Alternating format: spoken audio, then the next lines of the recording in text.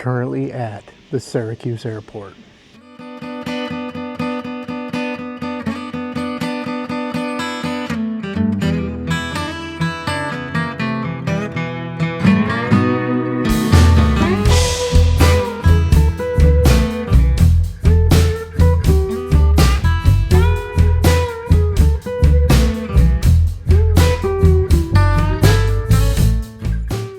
Man, do I wish this was me telling you I was hopping on that plane out there and taking off.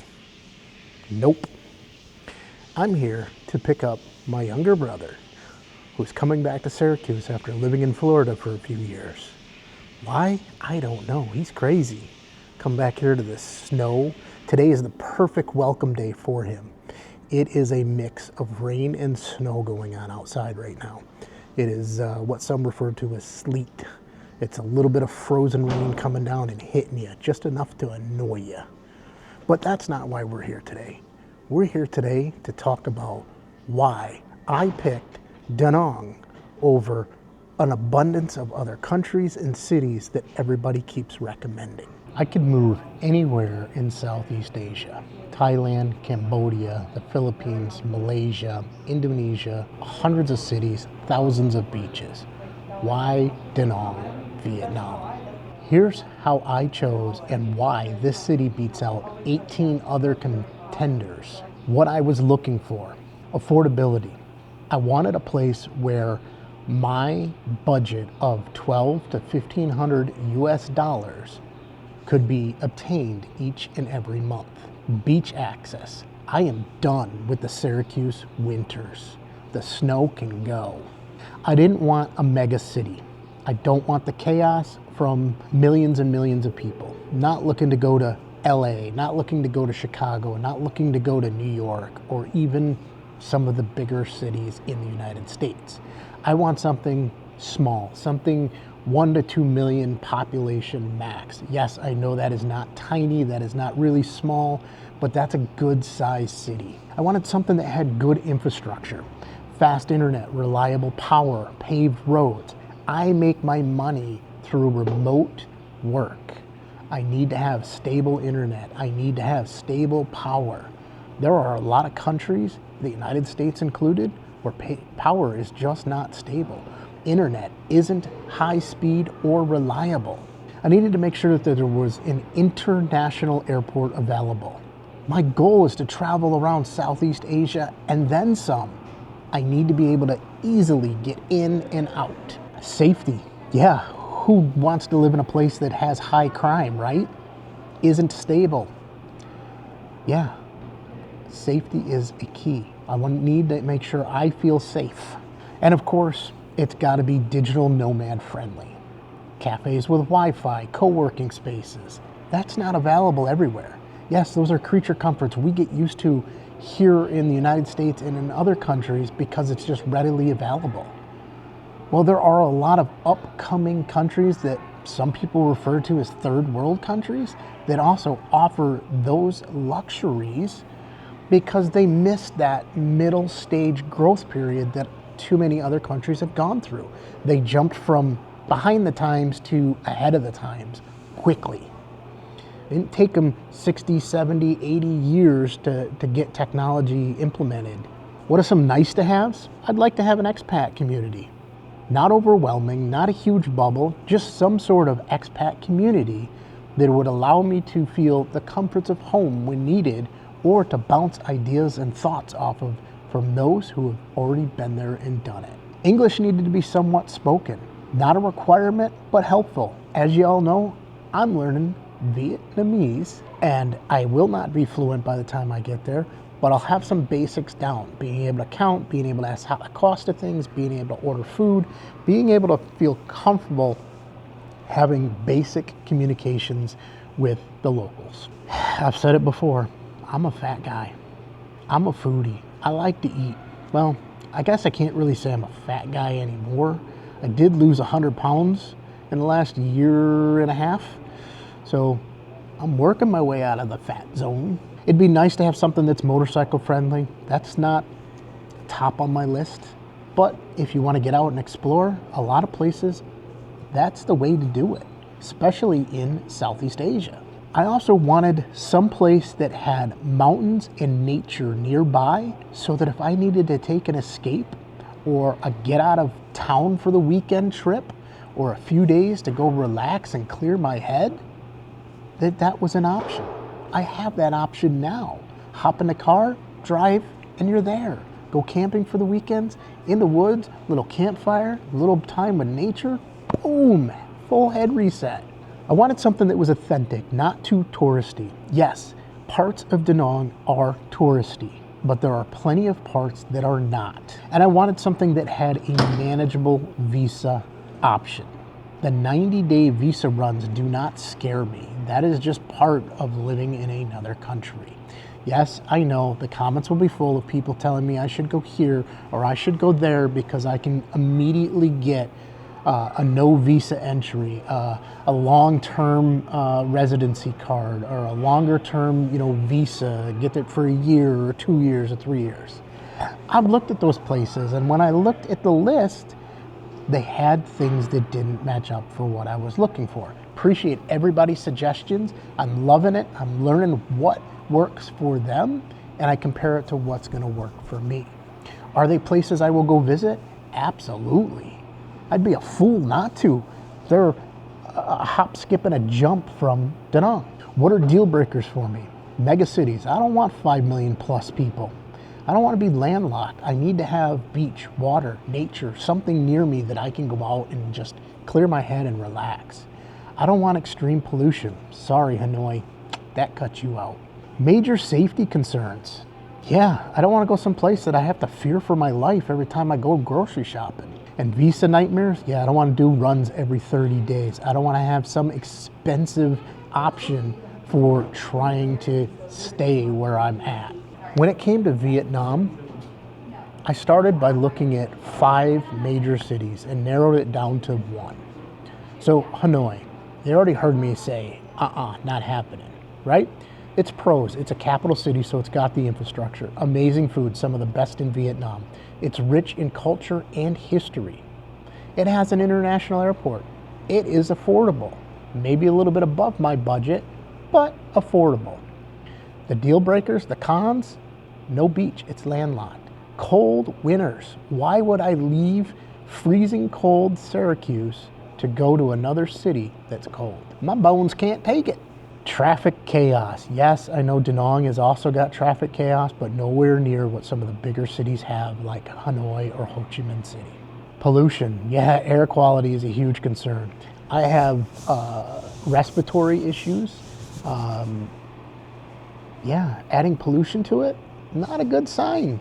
I don't want to have something that I struggle to breathe every single day. And the last con, which really kind of turned me off, it's too formal and too political. I'm not leaving the Syracuse cold for Hanoi cold. Sorry, off the list. Let's talk about the former Saigon, otherwise known as Ho Chi Minh City. Economical hub, tons of opportunities.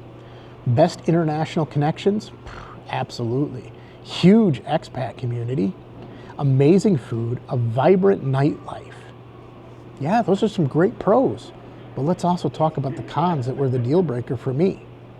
Massive, 9 million people plus. That's way too big. I don't want to live in New York City.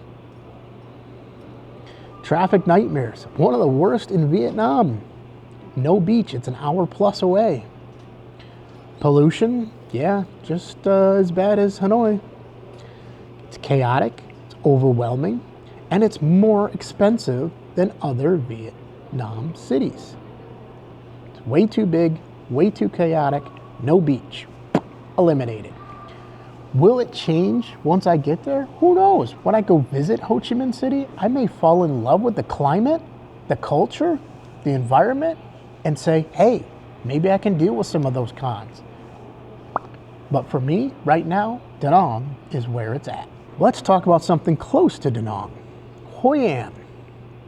I considered it, but here's some of the things that I liked and some of the things that caused me to rule it out. It's beautiful. It's got a beach nearby. It's expat friendly, amazing food. It's only like 30, 40 minutes from Da Nang. And it has a walkable old town. But that walkable old town brings in way too many tourists. It's overrun with a population that doesn't stay. They come, they visit, they leave. It's small. It would get boring real quick. Limited infrastructure. Again, it's a small town. Less international flights. You actually probably need to go to Da Nang to get your flights. And everything closes early. While I'm in Vietnam or anywhere in my travels in Southeast Asia or anywhere else, I will still be working Central Time Zone in the US. That is where I consult with a major business that occupies the majority of my day, and therefore I need to be available during their normal business hours. So I need to have options that are available to me that are going to be in the evening time and overnight in Vietnam. So Hoi An is perfect for visits, not full-time living. Can easily visit from Da Nang, so I eliminated it. Next up, Nha Trang. Yeah, another beach town, up and coming. A lot of stuff going on, a lot of stuff improving. One time down the road might be an option. Today, it's not. It's a beach city. It's got a beautiful coastline. It's affordable. It has an international airport. It's got good infrastructure and a growing expat community. But it's very Russian touristy. It's got a completely different vibe. It's more party focused. I'm gonna be 51 as I'm leaving to go to Vietnam. Party is just not in my realm anymore. 30 years ago, yeah, that might have been something that intrigued me, but not no more. It's less balanced than Da Nang, smaller expat diversity, and felt less international. The verdict, it's a good option, but Da Nang felt more balanced, so I eliminated it.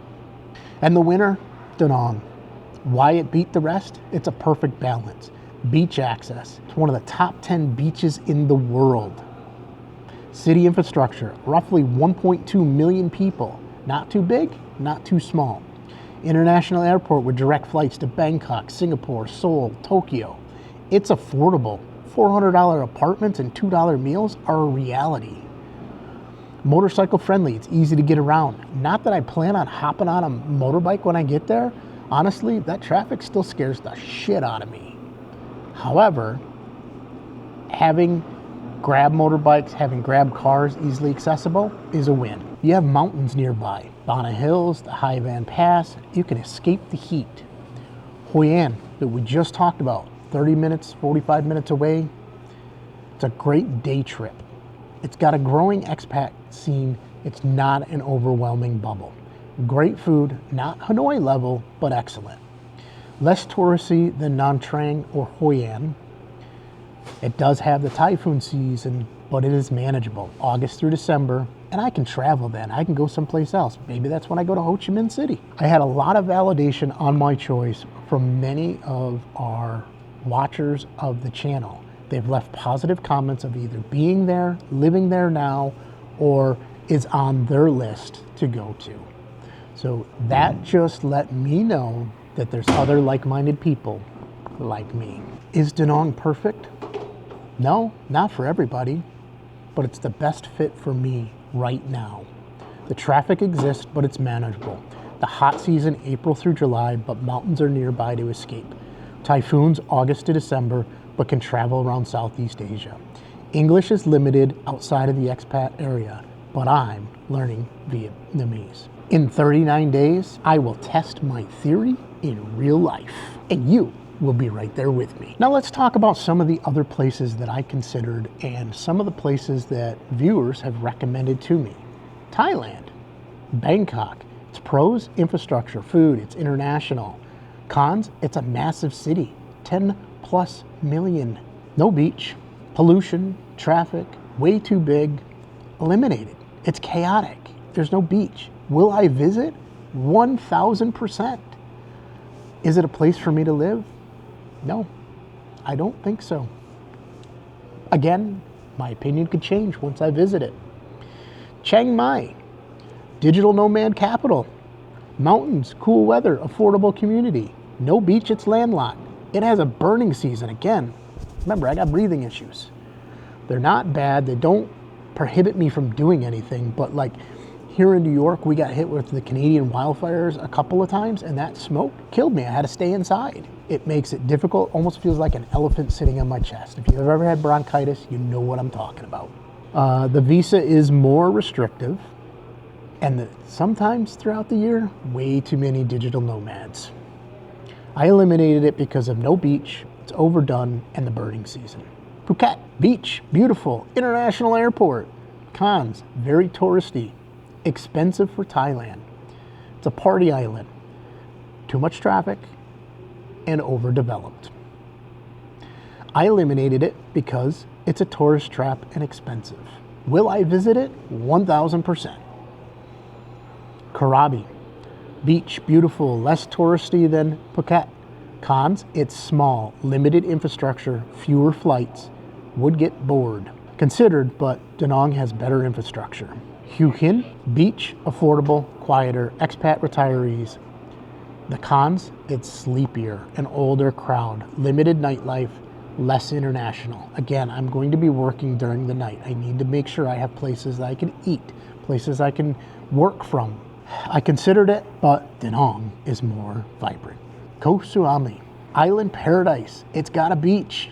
Those are some great pros. However, a little too isolated, expensive, tourist trap, limited mainland access. I eliminated it because it's an isolated island. Thailand verdict, good country, but Da Nang offers better balance of beach, city, affordability, and can easily visit Thailand on my visa runs. Let's talk about Cambodia. Phnom Penh, very affordable, $600 to $800 a month, growing expat scene. Cons, no beach, infrastructure is weaker than Vietnam, traffic chaos, corruption more visible, safety concerns are a lot higher, and pollution. I eliminated it based on the infrastructure concerns and not having access to a beach. Noticing a theme here? Siem Reap, it's got amazing temples. It's affordable, it's got cultures. No beach, very touristy, small town, I would get bored. Limited infrastructure, eliminated because tourist town and no beach. Cambodia verdict, great to visit, not ideal to live for me. There are other viewers on here that it works out perfect for their lifestyle. The infrastructure is not as developed as Vietnam, no good beach cities. We'll visit on visa runs, but not for me to live. Next up, let's talk about the Philippines. Manila, English is everywhere, it's affordable, has international flights. It's also a mega city, 13 million plus people. It's a traffic nightmare, pollution, no beach in the city, and it's chaotic. Too big and too chaotic for me, eliminated. Cebu, beach access, English spoken, international airport, island hopping base. Cons, traffic, typhoons are more severe than Da Nang. Infrastructure is less developed than Vietnam. Considered it, but Vietnam felt more stable. Other areas I looked at, they were safe, they were organized for the Philippines, affordable and friendly. However, they just were not a good fit. A lot of them were too isolated. So the Philippines verdict, English is a huge pro, but the typhoons can be more severe, the infrastructure is less developed, visa runs to Hong Kong can get expensive. Vietnam was just a better infrastructure and value for me. Malaysia, Kuala Lumpur. Infrastructure, the best in Southeast Asia. You're not going to hear me turn that one down, right? English is widely spoken. It's diverse. Its food is amazing. It's a bigger city with 2 million plus people. No beach. It's more expensive than Vietnam. My budget would have to jump up some, but not a whole lot. $1,500 to $2,000 a month. I eliminate it because it's a little more expensive and there's no beach access. Penang, beach, infrastructure, English spoken, food capital, expat. Cons, it's an island, limited. It's more expensive than Vietnam, humid, less adventure feel. Considered, but Da Nang has a better value and is more authentic for me. While Malaysia is a great country with some better infrastructure but more expensive, my $1,200 just doesn't go as far. Vietnam's a better value. Indonesia, yeah, Bali. Who wouldn't want to go to the paradise? You see all of those pictures of Bali and videos and images online. Beaches, digital nomad heaven, yoga, wellness, international community. However, it's too crowded. Expats, expats, expats. It's a huge bubble city. The traffic is a nightmare. It's expensive for Indonesia. It's overdeveloped. Its visas are restrictive, 60 days max with complicated extensions. I eliminated it because it's over tourist, too expensive, and a visa hassle.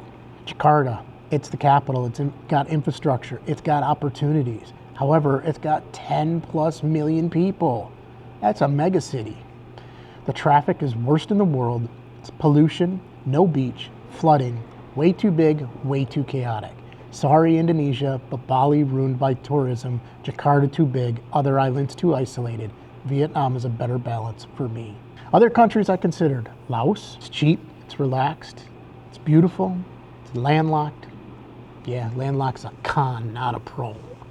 No beach, limited infrastructure, fewer opportunities.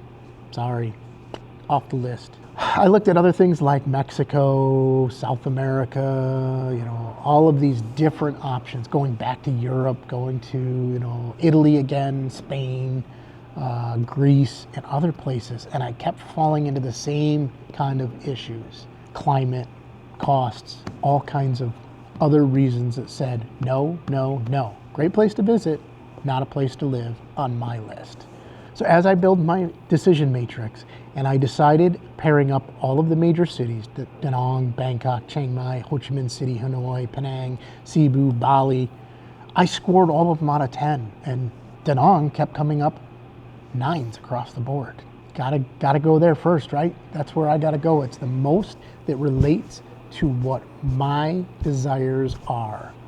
It wins on balance, not a number one in any single category, but top tier in all categories. No deal breakers, best all around package. What are my backup plans? What if Da Nang doesn't work out? Hoi An, 30 to 40 minutes away, similar but smaller. Plan C, try Thailand. Plan D, look at Malaysia, look at Penang. Maybe I gotta increase my budget a little. With Da Nang, flexibility is the point. 90-day visa runs means forced exploration of these other places. I'm not locked in forever. I can test other cities every 3 months. Vietnam will be my home base, and Southeast Asia will be my playground. So again, to recap, everyone asks, why not Thailand? Thailand pros, it's more developed, it's got better expat infrastructure. English is more common. Digital nomads are established. Beautiful beaches and mountains. Why Vietnam 1? Cost. Vietnam is 20 to 30% cheaper. $1,200 goes a lot further in Da Nang than Bangkok or Phuket. Similar to Chiang Mai, but Da Nang has a beach. Less touristy. Thailand's over tourist, especially in the islands and Chiang Mai. Vietnam feels more authentic outside of Hanoi and Ho Chi Minh City. More of an adventure feel. The food. Vietnamese food versus Thai food. It's a personal preference. Fresh, healthy, cheap. Beach plus city balance. Thailand beach cities are very touristy. Thailand cities have no beach. Da Nang has both. Less of an expat bubble. Chiang Mai is 90% digital nomads talking about online business. Da Nang, growing but not overwhelming.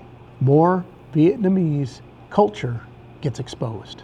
I'm not dissing Thailand. I will visit often on visa runs. Just a better fit for full-time living is Da Nang for me. I evaluated over 18 cities, hundreds of hours of researching, thousands of comments from locals and expats. Da Nang, not the cheapest, not the most developed, not the most English friendly, but the best balance of everything I'm looking for. Beach, city, affordability, infrastructure, expats, local culture, adventure, and comfort. 39 more days until I find out if this analysis holds up to reality. See you in Da Nang. Let's roll.